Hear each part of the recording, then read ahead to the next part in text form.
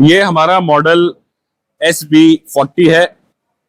इसके अंदर आज हम सीखेंगे ऑयल के बारे में कि अगर ऑयल हमारा काला पड़ जाए या कम हो जाए, हमें चेंज करने की जरूरत हो तो कैसे चेंज करें।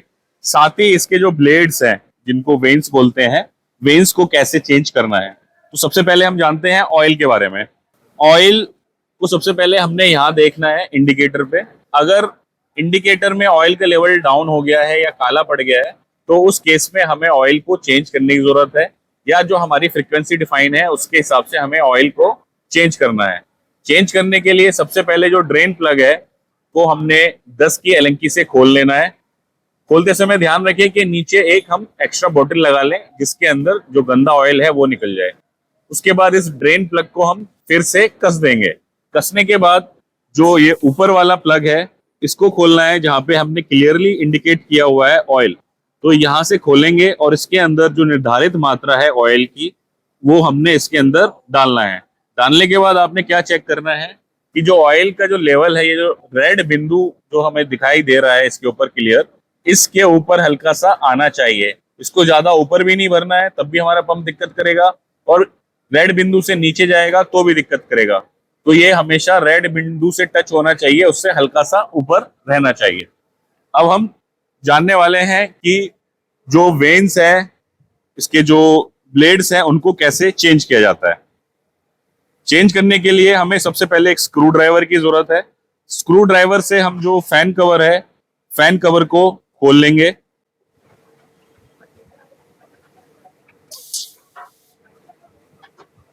टोटल इसमें 3 स्क्रू दिए गए हैं, 3 स्क्रू को आप खोल लें, कवर को साइड में रख लें।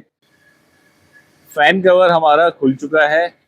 अब बारी है फैन को खोलने की। फैन को खोलने के लिए हम 4 की एलेंकी लेंगे और जो फैन के अंदर बोल्ट लगा हुआ है, एलन बोल्ट, उसको खोल लेंगे। बोल्ट खुलते ही फैन आराम से बाहर निकल के आ जाएगा। उसको एक साइड में रख दें और ध्यान रहे कि फैन टूटे ना। इसके बाद बारी आती है वैक्यूम पंप के कवर को खोलने की। कवर को खोलने के लिए हम 5 का एलेंकी लेंगे और इसके अंदर जो बोल्ट लगे हुए हैं, 2 एलन बोल्ट, उनको खोलेंगे। अब हमारे दोनों एलन बोल्ट खुल चुके हैं। इसके बाद हम हल्का सा कवर को खींच के बाहर निकालेंगे। कवर निकालने के समय हो सकता है कि जो बॉडी के अंदर ऑयल हो हल्का सा गिर जाए, तो उसके लिए आप अपने पास ड्रेन क्लॉथ रखें और उसको साथ साथ क्लीन कर दें, या आप ट्रे भी लगा सकते हैं। अब कवर खुलने के बाद आपको जो ध्यान रखना है, ब्लेड बदलते समय उससे पहले देख लें कि ये जो 2 ओरिंग लगे हुए हैं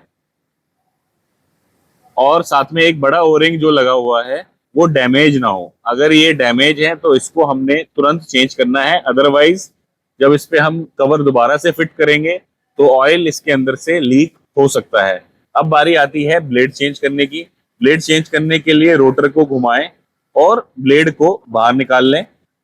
फिर इसके बाद आपको रोटर को फिर से हल्का सा घुमाना है, रोटर को बाहर निकाल, ब्लेड को बाहर निकाल लेना है। उसके बाद फिर से हल्का सा घुमाना है और ब्लेड तीनों बाहर हमारे आ चुके हैं और हमारे ब्लेड्स खुल चुके हैं। इसके बाद हम नए ब्लेड्स लेंगे जो कि जेन्युइन फाल्कन के ही होने चाहिए, फाल्कन मेक के होने चाहिए, अदरवाइज आपका जो पंप है वो सही वैक्यूम नहीं बनाएगा। अब बारी आती है ब्लेड्स को डालने की रोटर के अंदर।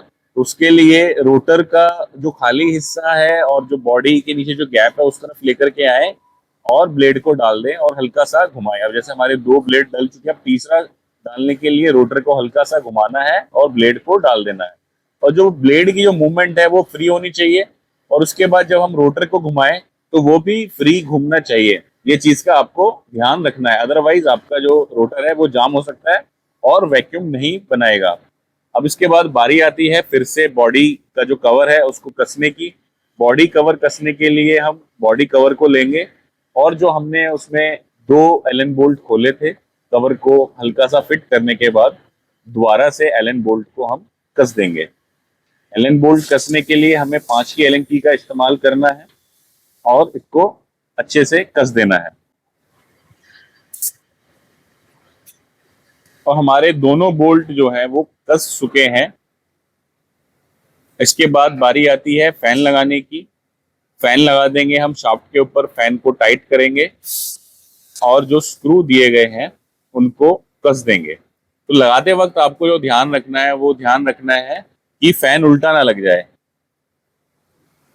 जैसे आपने खोला है उसी डायरेक्शन में फैन को लगाएं और उसको हल्का सा जो गैप है वो आपको मेंटेन करके चलना है ताकि पीछे बॉडी में टच ना हो फैन और फ्री मूवमेंट हो। एक बार हाथ से घुमा के देख लें कि हमारा रोटर और फैन फ्री घूम रहे हैं या नहीं। इसके बाद बारी आती है कवर को लगाने की। हमने जो कवर खोला था उसको वापस से फिट कर देंगे। जो हमने 3 स्क्रू खोले थे, तीनों के तीनों स्क्रू खोल करके जो हमने निकाले थे उनको वापस से लगाना है। कवर इसलिए भी लगाना जरूरी है, ये हमारी सेफ्टी को इंश्योर करता है। इसमें गलती से कोई हाथ ना आ जाए, किसी का कपड़ा ना आ जाए, इसलिए कवर को लगाना बेहद जरूरी है। इसको खोलने के बाद ऐसा ना करें कि कवर को लगाए ना और कवर को हमने साइड में खोल के फेंक दिया। तो उसको साथ के साथ लगा दें। ये आपकी पंप की लाइफ को भी बढ़ाएगा, क्योंकि जो इसके अंदर फैन लगा हुआ है वो हमारे मोटर को ठंडा रखेगा, पंप को ठंडा रखेगा। साथ ही साथ सेफ्टी का भी पॉइंट है। कवर के ऊपर हमने डायरेक्शन भी मार्क करी हुई है। ये जो आपको यहाँ दिखाई दे रही है ये मूवमेंट की डायरेक्शन है। जब हम मोटर को जब ऑन करेंगे तो हमारा जो मोटर है या रोटर है वो इसी डायरेक्शन में घूमनी चाहिए। ये आप कहाँ से देख सकते हो, फैन को जब घुमाएंगे तो वहां से ये डायरेक्शन मैच कर सकते हो। अगर ये उल्टा घूमेगा तो वैक्यूम नहीं बनाएगा। अब हमारा पंप एकदम रेडी है। अब बारी आती है वैक्यूम चेक करने की। वैक्यूम चेक करने के लिए जो इसमें नोजल हमारा एग्जिस्टिंग लगा हुआ है, इसमें हमें छोटे साइज का नोजल लगाना पड़ेगा जो कि पाइप के अंदर फिट हो जाए। इसके अंदर हम 1.25 इंची का नोजल लगाएंगे इसको खोल के, जो हमारे गेज के अंदर आसानी से फिट हो सके। अभी हमने नोजल यहाँ से खोल लिया। अब इसके अंदर दूसरा नोजल फिट करेंगे।